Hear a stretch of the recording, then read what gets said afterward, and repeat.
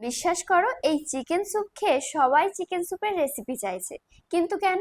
কি এমন দিলাম যে চিকেন স্যুপের স্বাদ পুরো বদলে গেল? Hello, this is Mahi.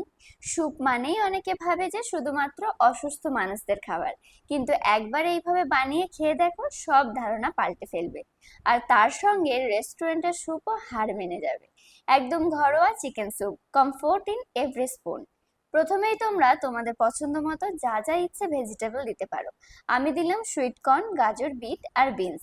ছোট ছোট করে ভেজিটেবল গুলো কেটে নিলাম। তারপর পাত্রে সামান্য বাটার দিয়ে তাতে দিয়ে দিচ্ছি কুচি করা রসুন। এই রসুনের গন্ধই পুরো স্যুপের প্রাণ।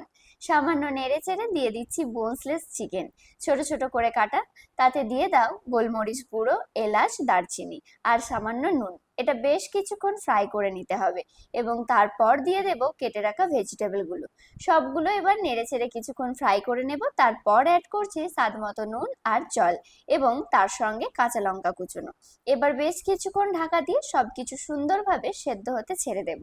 সেদ্ধ হয়ে গেলে দারচিনি আর এলাচগুলো তুলে ফেলে দেব, না হলে মুখে লাগলে বাজে লাগে। এরপর চিকেনগুলো তুলে নিয়ে এইভাবে চামচের সাহায্যে ছাড়িয়ে নেব।